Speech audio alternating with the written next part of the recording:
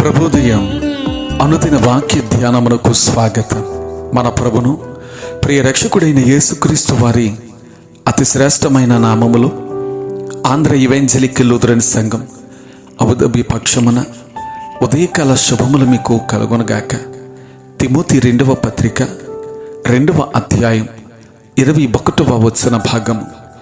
ఎవడైనను వీటిలో చేరక తన్ను తాను పవిత్రపరుచుకుని ఎడల వాడు పరిశుద్ధపరచబడి యజమానుడు వాడుకున్నటకు అర్హమై ప్రతి సత్కార్యమునకు సిద్ధపరచబడి ఘనత నిమిత్తమైన పాత్ర అయ్యుండును. క్రీస్తునందు ప్రియ దేవుని బిడ్డలారా, మనం పరిశుద్ధపరచబడిన పాత్రగా ఉంటే నిశ్చయముగా ప్రభువు చేతిలో ఘనత నిమిత్తమైన పాత్రగా ఉంటాం. దేవుని చేతిలో భూషణ కిరీటముగాను రాజకీయ మకుటముగాను ఉంటాం. పరిశుద్ధపరచబడిన వారందరినీ ప్రభువు నేల నుండి లేవనెత్తి ప్రధానులతో కూర్చుండబెట్టి ఘనపరచుచున్నాడు. జిగటమన్నును చేతపట్టుకుని ఉన్న కుమ్మరి దానిని చక్కటి పాత్రగా మలచుచున్నాడు. తర్వాత దానిని కాల్చి గట్టి పాత్రగా చేయుచుంటాడు. అప్పుడే ఆ పాత్ర వాడుకొనదగిన పాత్రగా మారును. కుమ్మరి మలసని ఎడల ప్రయోజనము లేదు, కేవలము మంటిగానే మిగిలిపోవును. మలచిన పాత్రను కాల్చకపోతే అది పనికి వాడబడటానికి ఉపయోగపడదు. ఆ ప్రకారమే దేవుని బిడ్డలు ప్రభువు చేతిలో ఘనత నిమిత్తమైన పాత్రగా ఉండుటకు 2 అనుభవాలు కావాలి. మొదటిది పాపక్షమాపణ, రెండవది ఆ అభిషేకము. యేసు రక్తము మానవుణ్ణి కడిగి పవిత్రపరచుచున్నది.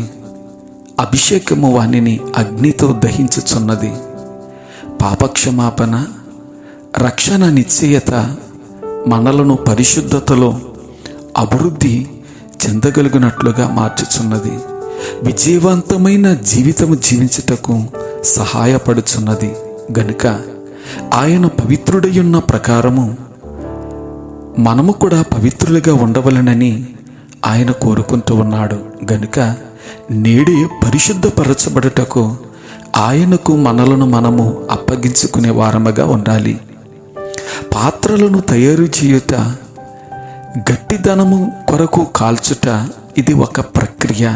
అయితే ఆత్మ సంబంధమైన జీవితము ఒక ఆశ్చర్యకరమైన అనుభవమే.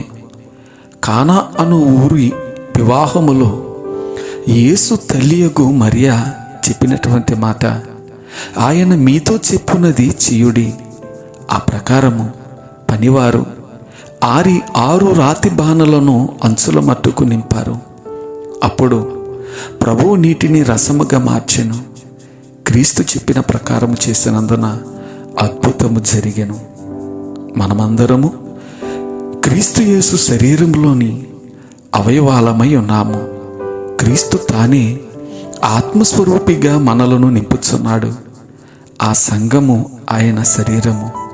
సమస్తమును పూర్తిగా నింపుచున్న వాని సంపూర్ణత అయి ఉన్నది అంటూ ఎఫెసీ పత్రికలో 1వ అధ్యాయము 23వ వచనము ద్వారా పౌలు మాట్లాడుతూ ఉంటాడు. ఈ మాటలు వింటున్నటువంటి మనము మన జీవితాలలో ఆయన పవిత్రుడై ఎట్టి రీతిగా మనలను పవిత్రుడు గావించబడాలని కోరుతూ ఉన్నాడు. అట్టి పవిత్రమైనటువంటి స్థితి ఆత్మాభిషేకమును ద్వారా, పాపక్షమాపణ ద్వారా కలిగిన వారమై ప్రభువుకి బద్దులముగా జీవించగలుగుటకు పరిశుద్ధాత్మ దేవుడు సహాయం చేయునుగాక. ఆమేన్. ప్రార్థన. పరిశుద్ధుడు అయ్యున్న మా దేవా, నీకు వందనములు, స్తోత్రాలు.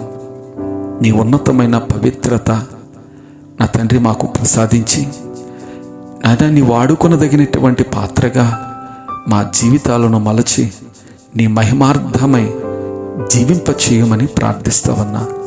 మమ్మలను ప్రేమించి ప్రసాదించిన ఈ దినం మేము చేయు పనులలో, బాధ్యతలలో, ఉద్యోగములలో, సమస్త విషయాలలో మీరు తోడుగా ఉండి ఆయురారోగ్య ప్రాప్తిత నింపి ఈ మాటలు వింటుండగా నీ బిడ్డలందరినీ ఆశీర్వదించమని యేసునామం పేరిట అడిగి పెడుకుంటూ ఉన్నాను తండ్రి. ఆమెన్. త్రియేక దేవుని దీవెన తోడైండును గాక. ఆమెన్.